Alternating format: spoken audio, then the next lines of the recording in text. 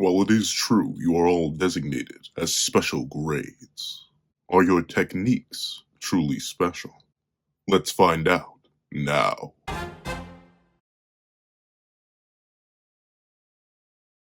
Thank you to our final patrons Rebel 4765, Midnight Gem Lord, Sean, Alex, Ice Rose, and Demix LND. And another thank you to our $3 members, Recliner Plays and Rebel 4765. And another very big thank you to our $10 patrons, Robbie Uchiha, Idon Kami, and Joaquin. And another very big thank you to our $25 member, Alex Ice Rose. Before we have this breakdown slash ranking of the top techniques of the 4 special grade sorcerers from worst to best, please don't leave your own ranking in the comment section down below. Leave a like and subscribe if you haven't already. Also, hit that little notification so you do not miss out on any videos that come to the channel. Also, I do have a Patreon down below, and you support for as low as $1 a month. Get things like exclusive videos, early content, and more. You can also now become a member of the channel for as low as $3 a month to get these same perks and more. Now, let's hop into the ranking. What's up, guys? Pencil here, and here we are to rank the special grades and their techniques from weakest to strongest. And note very specifically, when I say the special grade techniques, that's going to come with some certain caveats. Caveat number 1, it will be specifically what we have seen from each of the techniques used by the special grades.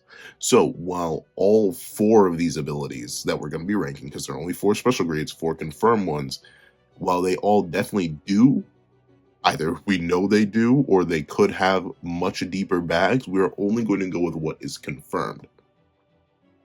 You know why I'm doing this. It's mainly because 2 characters on this list have like nigh on infinite bags, but just haven't been dug into yet.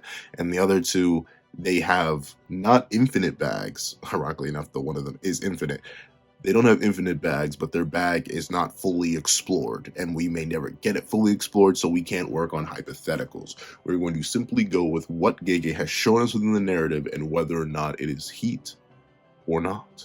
But let's not waste any more time, and let's hop right into it. Editing me. Ready. 3, 2, 1. Greetings, ladies and gentlemen. And you know what time it is. Now, unfortunately, at the bottom of the list, I do have to put a certain singularity, a certain individual. Star Rage or Bombaye or Wrath of the Stars is going to end up being the worst technique out of the 4 special grades. And here's the thing, right? The only reason this is definitively at the bottom, in my opinion, is because it is just super lacking. And everything. Like, I was about to say super lacking in feats, but not really just feats. It's super lacking in feats, it's lacking in abilities, it's lacking in diversity, it's lacking in everything. It's just lacking. But let me say this as a disclaimer for all the Yuki fans out there. I don't think this technique is bad. I'd say you can pretty much argue this is still a top 10 technique in the verse, but in comparison to the rest of the special grade competition, Bombaye just falls way too far behind for me to really gas it up like that. And let me explain the positives before I get into the major negatives. First things first, Bombaye is it's really cracked in terms of just raw offensive output. Kenjaku here, 3rd strongest character in the series, man's on an entirely different level, been brawling and preparing and getting gains for the last 1,000 years, can't even guard against one of Yuki's basic punches when she's at full health. It straight tears through his arm and knocks him straight out the barrier. That's how hard Yuki hit him, and that's mainly because of mass. The ability of Bombaye to imbue the user and its Shikigami Garuda with, seemingly enough, unlimited mass, as long as the user wills it, is amazing. It essentially creates the ultimate offensive person, literally in the entire verse. I'd say Yuki, just based on her slight feats with Kenjaku, probably stronger than Ryu. Like, I don't know, Ryu's punches don't seem to do anything of Yuki's level of punches. Notably, Yuki doesn't have any like clear, easy output fashion like Ryu does with Curse Energy Discharge, his Granite Blast. She does not have that. But in terms of who hits the hardest, I'd say, despite being a massive Ryu glazer, I gotta put Yuki up there at number 1, just because of like how insane this is. She literally punched through both of his arms at the same time, and that's insane. But here's where the issue comes in. That's it. That's the entire technique. Like, she just gets more mass and she hits you really, really hard. There's nothing else you get from that. And while that is fantastic, it comes with a lot of drawbacks.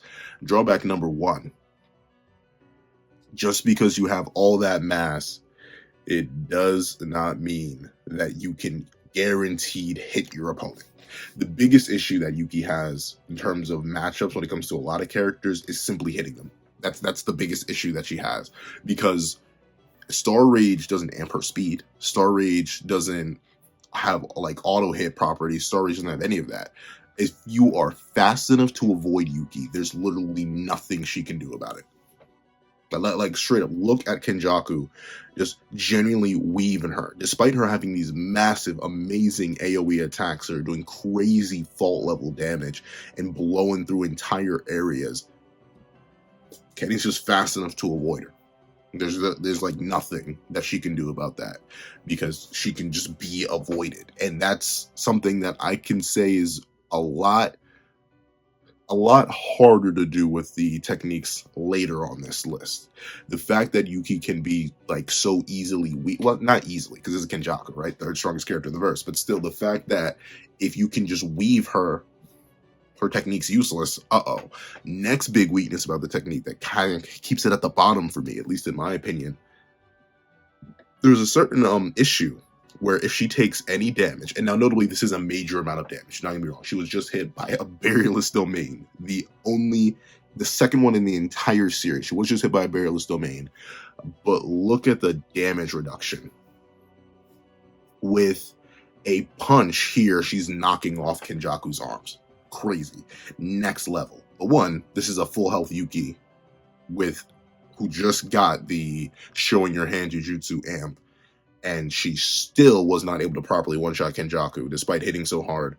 And here's Yuki with a mangled arm and a mangled face, and now Kenjaku is able to block a kick from her with relatively no damage. Like, legitimately begins going bar for bar, word for her word with her, with a whole barrage, and she's barely leaving any marks on it. This literally may just be shading. This may not even actually be marks of damage.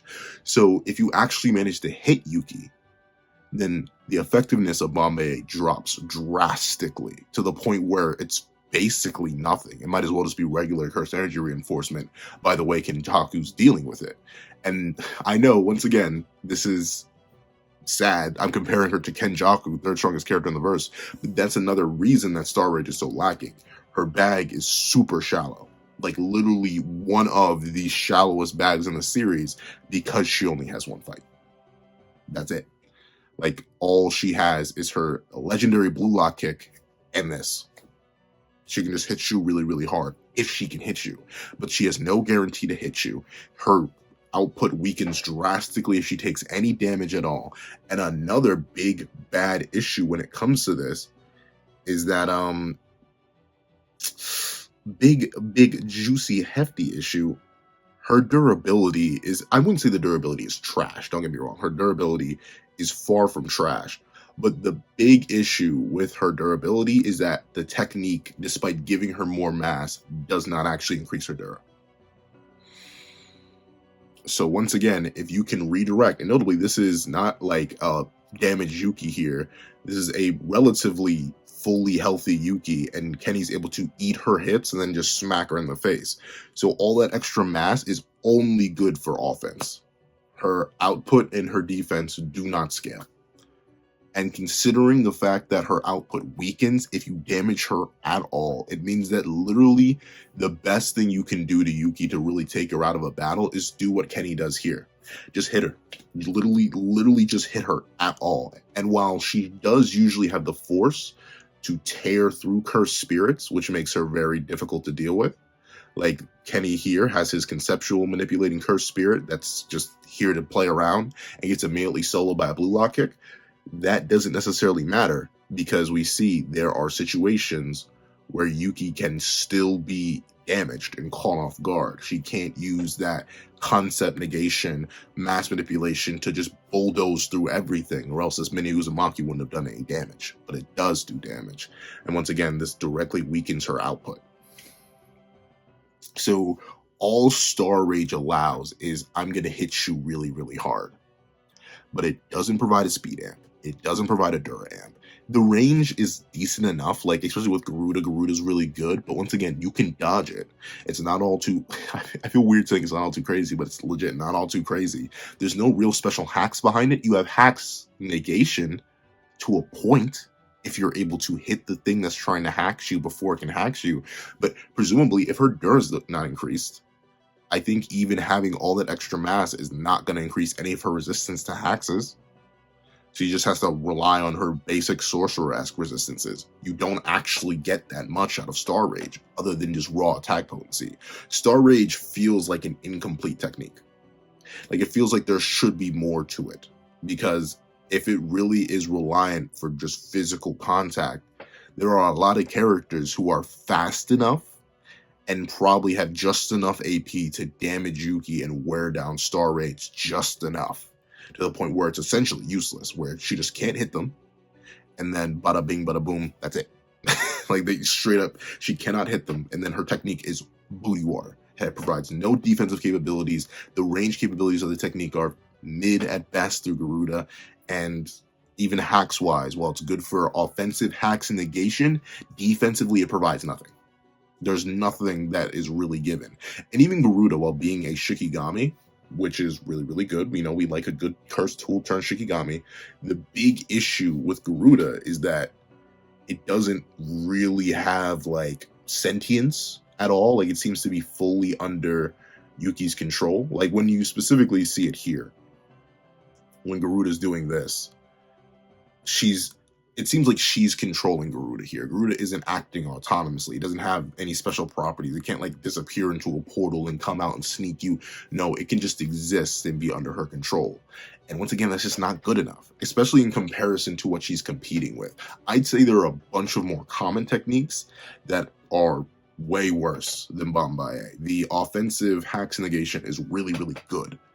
But specifically within the context of, we're comparing it to other special grade sorcerer level techniques, it just doesn't have enough. The bag's just not deep enough. And that's where Bombaye is going to suffer massively in this ranking.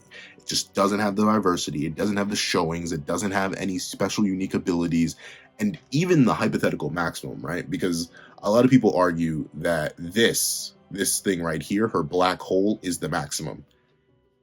That's a trash maximum, because it's literally a double KO. Like, unless it's stated in a fan book somewhere that I don't know, or it's implied somehow in this chapter, but I'm missing it, it's not stated anywhere that she can just use this normally, or like she can drop this on a regular basis, and it's just because she was damaged extremely here that she ended up perishing. No, if she just opens a black hole on you, she also gets hit by the black hole. It's a double KO, which, I mean, I guess is technically a dub, but, like, it's not a good dub. You don't want to go for a double KO.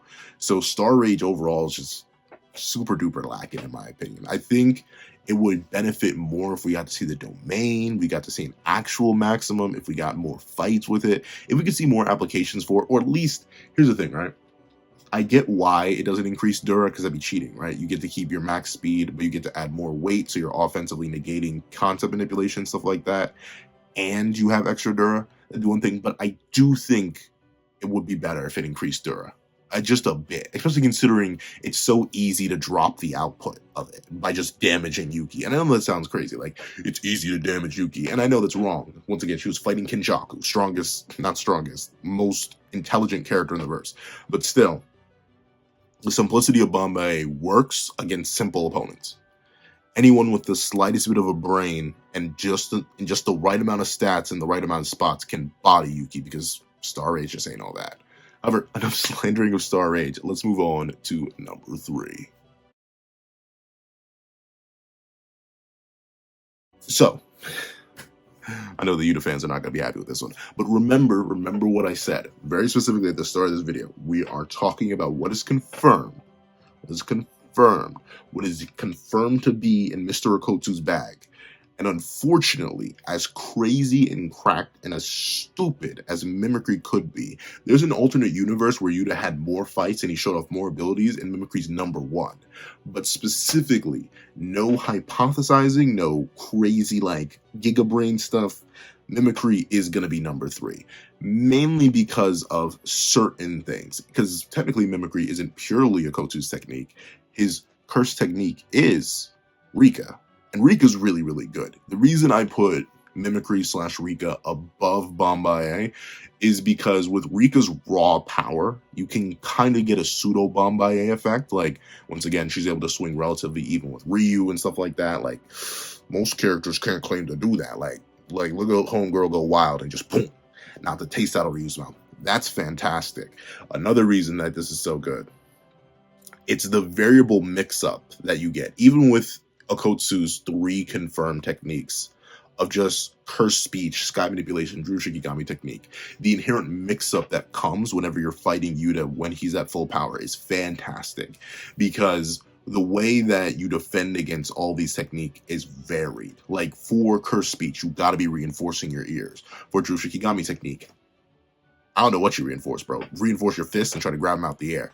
For sky manipulation, you got to reinforce whatever part of the body that Yuta is deciding to attack you in, and he can just cycle through these with no cooldown. And of course, on top of that, he has access to all the weapons that Rika stores for him. So the bag of Mimicry is already pretty darn deep. And essentially, when you're talking about Mimicry, you aren't just talking about Yuta and Rika, you're also talking about the abilities of the 3 sub-techniques. And Curse Speech is really, really good. Once again, Uro, an extremely experienced warrior, when caught off guard by Cursed Speech, was caught off guard by Cursed Speech and locked in midair because she was told not to move. Someone as powerful and formidable as Ryu ultimately ended up getting caught lacking by sky manipulation because of the ability to bend the sky and throw things around like that, on top of the ability to use Duraneg attacks like Thin Icebreaker. Really, really good.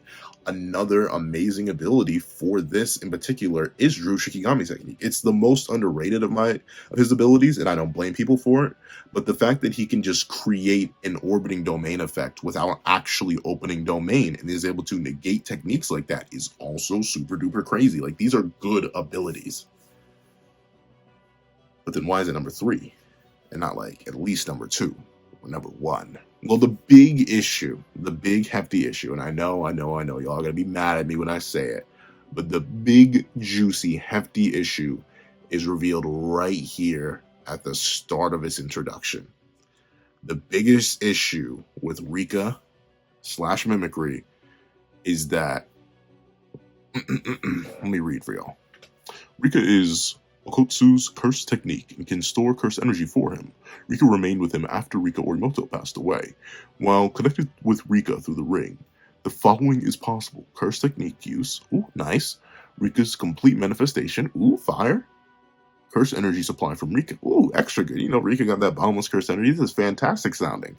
He can maintain a sustained connection for 5 minutes. 5. You're telling me that this special grade man can only realistically use his technique properly for 5 minutes? That's dog water, bro. That is dog water. The only reason that I'm putting it above, because I'll admit, I was thinking about this like all day before I started to record. I was thinking, do I put Star Rage at 3? Because at least Yuki can use that whenever she feels like it for the most part. Meanwhile, Yuta has to slide on a ring. He has to do all this extra stuff. He only has access to it for 5 minutes. It seemed like a lot of downsides, but I still think 5 minutes is good enough with things like sky manipulation. Sky manipulation alone, if Yuta just had 5 minute access to fully manifested Rika and sky manipulation, that'd be crazy enough. But the wild thing is, guess what? Yuta uses Drew Shikigami technique against Yuki. She can't use Star Rage because the orbiting domain is set up, curse technique negated. Then he runs in, Thin Icebreakers her forehead. Boom, she's done. She won't be able to heal that off. Or, worst comes to worst, whips out that cursed speech, paralyzes Yuki, smacks her up. I think Yuta has shown enough competency with his cursed abilities that I'm gonna put him above simply because of the diversity that's provided by having 3 separate techniques and the strongest not the strongest Shikigami, I still think that's Maharaga, but having like literally the second strongest Shikigami in the verse that also happens to be the Queen of Curses at your beck and call. Like, having something that can go blow for blow with the guy with the highest curse energy output in all of history is wild. Just having that on command. And remember, he didn't actually get to do a proper jumping with Rika because Uro and Ryu were there at the same time. So, like, we haven't even really seen the full potential of Yuta swapping between curse techniques and using Rika on one person at the same time. Fully manifested Rika, someone who can straight up damage Ryu, who's omega bulky. Like, that is crazy. That's just in Yuta's bag. And I think that's enough to put it above. And obviously, this technique will go higher if Yuta gets certain other abilities. I think big ones. I think the things that could like push this technique up to like a number 2 or even a number 1 is if he can copy Limitless, if he can whip out like Star Rage or Bombay, if he can whip out Idol Transfiguration, if you can put more in the bag with his curse technique, I would put it higher, even with the 5-minute stipulation. Because if you have like some of the more broken hacks of the series, 5 minutes is more than enough. The only reason it doesn't go higher right now is because as crazy as Sky Manipulation plus Drew Shikigami technique plus curse speech is, all of them have counters, and Yuta has been shown to not have the best stats to always utilize these abilities, whether it be speed, whether it be raw power, anything like that. Yuta has shown that while he is that guy, he's not so much that guy that it's a casual, easy dub for anyone involved. And thusly, I do think Yuta's going to ultimately end up falling here. I think maybe he could slide up if we get this domain expansion confirmation. I don't think it's happening anytime soon, though, so I'm not holding out hope for that. But that's my view. I think Rika provides such a massive edge. Like, legitimately, you could realistically argue that with Thin Icebreaker plus Rika is a better combo than Star Rage plus Garuda. Like at all times, because Rika can hit you with the mix-up factor by coming out of the Shadow Realm. Rika can hold you down or beat you up. Rika has her own high output blast that she can launch at you. And Yuta, while he may not be able to hit you hard conventionally, within Icebreaker, he's literally hitting you with a Duranex spatial manipulation attack. And like that is pretty much Star Rage. But like less diverse, but that's what Curse Speech is there for. That's what Drew Shikigami technique is there for. That's what Rika is there for. The mix-ups are endless, and Yuta started to show that in Sendai, but I think he would need to show it a little bit more before he can really start gassing up Copy to the ultimate degree that I think the technique is worthy of getting gassed up. But even still, Copy gotta be at number 3. So let's not waste any more time, and let's hop right into number 2. So, Curse Spirit Manipulation is actually stupid. Curse Spirit Manipulation is genuinely the stupidest thing to ever stupid. And notably, I am going to be showing mainly Kenjaku panels. I'm not going to run back to JJK0 because I think no offense to Ghetto, but Ghetto's kind of using that technique like pure booty water. I could have used Curse Spirit Manipulation better than Ghetto, and Ghetto's had it all his life. But why? Well, like, why? Why is Curse Spirit Manipulation so cracked that it's better than like Infinite Mass and like offensive hacks negation and like the ability to literally copy anything?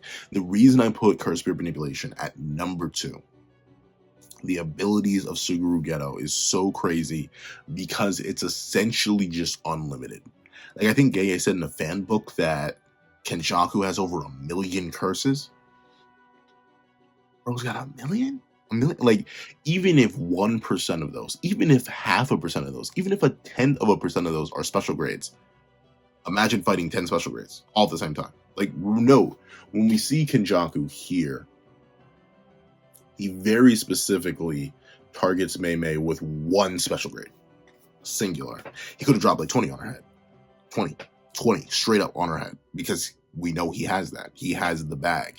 And the thing that makes Curse Spirit Manipulation good is not just the fact that you have this infinite supply of Shikigami of various levels that can consistently catch your opponent off guard because they're wibbly wobbly abilities, but also the fact that this thing is literally kind of just insane for the fact that all these different abilities can be used consecutively right on top of each other. When you see Kenjaku start to get to work against Jujutsu High, specifically when he starts to get to work against the main man, the myth, the legend, Yuji Itadori, he just starts going crazy on bro. He starts wombo comboing it left, right, up, down. Like legitimately starts getting to absolute insane levels of work on that man just by comboing.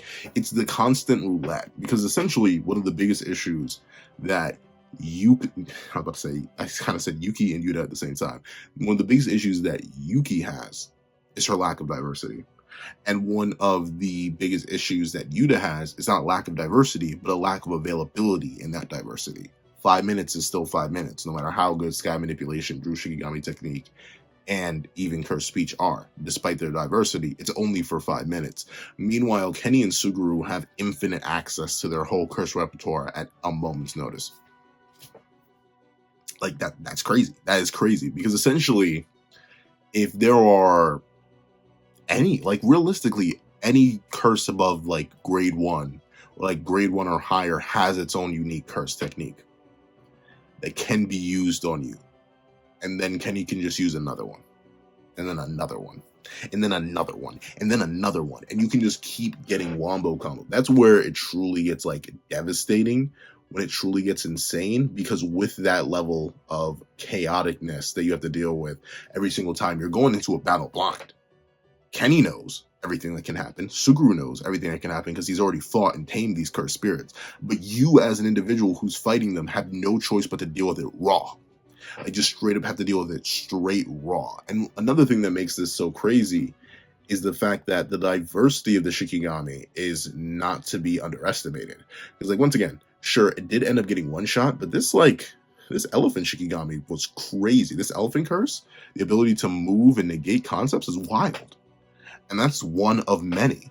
The ability of just any sort of application for these curses. Like, the big one that I always think of is how Kenny uses curses for like mundane stuff, just to hold an individual down. He'll hit him with a curse. Just to block an attack, he'll yank out a curse. To do anything, he'll just use a curse for it, because he has so many. The flexibility of curse spirit manipulation is legitimately off the charts, because you can literally do anything. Gege, when it comes to curse spirit manipulation, we always talk about Yuta's hypothetical bag. We always talk about the depths of other characters' hypothetical bags, but the literal deepest bag in the entire series is curse spirit manipulation, because the bag is endless. As long as there are humans, there will be curses. As long as there are curses, Geto and our main man Kenjaku, they have stuff that they can add to the fuel of the fire. They can get in the kitchen and start whipping it up a little bit, and it can get devastating super quickly too. Like, it's not even, like, notably there's no progression required. A big thing that Yuta struggles with is that he needs to slide that ring on. A person who knows that, likely Kenjaku, or anybody who's observant or active in a battle, is not gonna let Yuta slide a ring on in the middle of the fight and say, "Give me everything, Rika." That's not gonna happen. But with Kenny, there is no startup time. There is no end lag. He wants a curse to be there, and it's there. He wants the curse to activate its technique. It's happening. Like, legitimately, just the ability to just cycle through. Because essentially, think about it, right? The reason Compi is so broken is because it allows you diverse access to a wider range of abilities. Even just having 3 abilities of various levels is really, really good. It's why Yuta's super duper broken, even with just the 3 abilities he has confirmed. But now, when it comes to Kenjaku, he doesn't just have 1 ability, or 2 abilities, or 3 abilities, or 4 abilities. He has like 50 on a bare minimum. The catfish, legitimately, the catfish into whatchamacallit wombo combo with Itadori that he whips out here is crazy. It's just crazy that he can just stack and rotate these abilities to the point where Yuji's just straight up cannot react, because they're happening over and over and over again. And on top of that, he can amplify the curses with his own cursed energy. So even like low-level fodder can actually be made decent threats to grade 1 sorcerers by just Kenny just drizzling a little bit of that cursed energy on him, taking fodder to new levels of power and making fodder all the more dangerous to fight. You can't just zone out when you're fighting Kenjaku fodder, because Kenjaku fodder may have a secret crazy amp ability that's going to do something bonkers to you. That's it. The mind games that Kenny and Suguru get to play with this ability is infinite, legitimately infinite. Unless you literally have a way to bulldoze through a majority of the cursed spirits, like Yuki does, then you lose, because you're going to be, by the time you understand which effect is hitting you and how to counteract it, you're already getting hit by another effect. And by the time you get that one, you're already hit by another one, and you're already hit by another one, and so on and so on and so on and so on and so on. The diversity is crazy. And even without it having a domain, simply it having a maximum that's just big old Dragon Ball Z energy blast. But hold on. I just want to go back to the combo thing. I didn't think I had this one open. But like, look at this. Look at this. You see Kenny starts to go crazy. He drops the catfish. Catfish, boom, drops Itadori. Itadori lands before Kenny's even letting him breathe. Smacked by another one. Only to immediately get dropped back in again. Slammed by another one. Like, the cycle is endless. Endless. And he can just keep on doing that. The endless rotation is legitimately endless. But the other big thing that really makes this so darn good is Uzumaki. Because Uzumaki seems super duper simple, right? Like, why is this a selling point for a technique that allows such diversity when it is legitimately just one big laser blast? Like, what's the point? And the point is that it's just a big dumb laser blast. If all the regular curses ain't working, fire out a laser. If you have a couple tiny curses that you don't mind sparing, like a couple fly heads, use a mini Uzumaki. It can apparently do serious damage to special grades. Like, legitimately can blow their faces apart. And that's just a mini Uzumaki. A full power Uzumaki is crazy. And he can do that. And not only that, the bag gets deeper. Because if he uses Uzumaki on a high enough level cursed spirit, he then gets their technique. Admittedly, only a one-time use, which is a massive nerf to it. But even still, getting a one-time use of a crazy technique from a crazy curse is fantastic. It's next level stupid. Like, the fact that he got Idle Transfiguration by Uzumaki at once is wild to me. But that's just how it goes with Kenjaku. That's how it goes with Cursed Spirit Manipulation. You literally just don't have an option. You don't have a choice but to deal with the scenario head on. And usually most can't do that. Even Yuki, who is legitimately, I'd say, the perfect built counter to Cursed Spirit Manipulation, even she couldn't keep up. And mainly because it was in the hands of Kenny, and Kenny's a mental... I feel like mental gymnastics is too understated at this point. Kenny is just in an entirely different realm when it comes to intel. But regardless, the fact that Yuki, the only character with a clear, easy answer to an ability like this, struggles in the face of Kenjaku is crazy. She literally has the best matchup, arguably, in the entire series with Kenjaku, if you equalize stats. Obviously, Gojo and Sukuna have better matchups, but still, that's absolutely bonkers to me that this technique is just allowed to exist in its form. The technique gives you techniques, it gives you infinite curses, it gives you everything you could ever want. It makes your breakfast for you, it tucks you in bed at night, it helps make sure you kiss all the homies goodnight. Like, legitimately, it just does everything. There's not a single thing that Cursed Spirit Manipulation cannot do for you, because it can literally do anything. And Cursed Spirit Manipulation is one of the few, like, things in general, like I was about to say in fiction, no, one of the few things in life that, even if it feels wrong, doesn't even like bother me. The fact that Kenny can just rip out techniques and just start using them. Hey, bro, I did not know his game. I did not respect or know his game. So that is crazy. Obviously, Cursed Spirit Manipulation is too cracked. The diversity, the number of abilities, the quality, the quantity, all that good stuff, amazing. But you may be wondering, well, Pencil Man, if this Cursed Spirit Manipulation stuff is really that metal is really that cool, why isn't it number one, Mr. Pencil? Why is it not number one? And I'm here to tell you why it isn't number one. Because unfortunately, there's someone with a bag just slightly deeper. You know what it feels like to drive a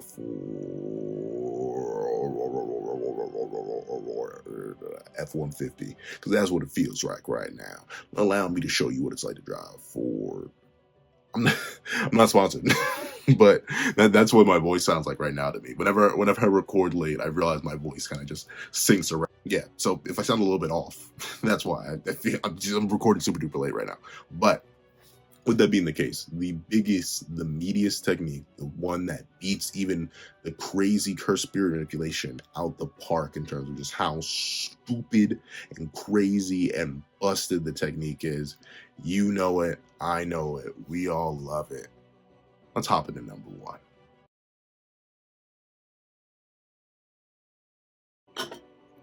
Yeah, it's the Limitless. What do you think it was going to be? The Limitless plus 6 eyes combo in particular. I'm rating the special grades ability set. So the pure thing. I'm not rating these things in a vacuum. I'm rating them in their full capacity, wielded by the people who do wield them. And obviously, the Limitless is the best technique. What are the big things, or what are the big issues that I have with Star Rage, for example? It's only good offensively. It does nothing for you defensively. The range is kind of booty meat, and it's too easy to deactivate the potency of it or to lower the potency of it. Those are all pretty major issues to me. What is my biggest issue with copy, mimicry, or Rika, whichever you want to call Yuda's technique? Biggest issue I have with it is that it's too limited. It's too small scale. You need to have more for me to really be impressed with it. And 5 minutes is only 5 minutes. I'm not going to really be able to give you the props for that. What is my big issue with curse spirit manipulation? Literally nothing. But if I did have to make up an issue with it, it's the fact that defensively, you can sort of be overwhelmed. Like if you do run into a Yuki who's able to just tear through all your curse spirits, and you aren't Kenjaku and you don't have something that can counteract that, then you're stuck out of luck, I guess. Like you just get absolutely mollywopped defensively. So you pretty much have to consistently be on the offensive and thinking 5 steps ahead when it comes to curse spirit manipulation. And obviously, like you have to eat nasty stuff to use curse spirit manipulation. It's not an easy, lighthearted dub, unfortunately. But big booty butt cheeks, what is the Limitless plus 6 eyes combo? It literally gives you everything that the other ones do, but better and more efficient for infinitely longer. So why is Limitless so crazy? Number one, defensively, one of the big issues I have with Star Rage, and heck, even Copy, to be fair with you. Limitless neutral. It literally just manifests infinity. Like, the fact that Gojo cannot be hit unless you trap him in a domain is absolutely wild. Or you can use domain amplification, but we've seen that Gojo can literally just make his neutral Limitless stronger. So that doesn't do anything. Like legitimately, that does not do anything in the long run. And also, another big thing about the Limitless defensively is that it allows for super crazy terrain control. Look at this, man. Bro, simply using blue and just basically pulling out bootleg telekinesis, controlling the entire battlefield.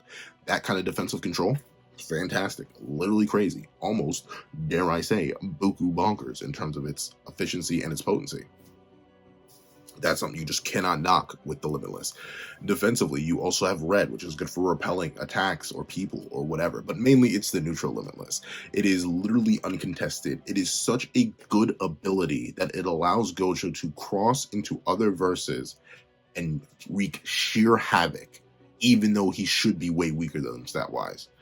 Gojo terrorizes the MHA verse, very specifically because no one in there has a way to get past infinity.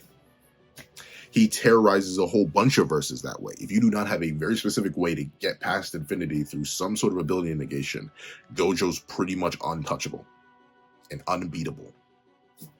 Defensively, that there's nothing that compares in any of the 3 lower techniques. It is an entirely different league defensively. And the thing is, it's pretty much insane and in a tier of its own offensively too.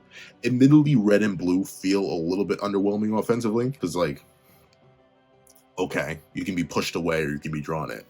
What hollow purple, hollow perp, hollow perp, hollow perp, hollow perp, and you're done.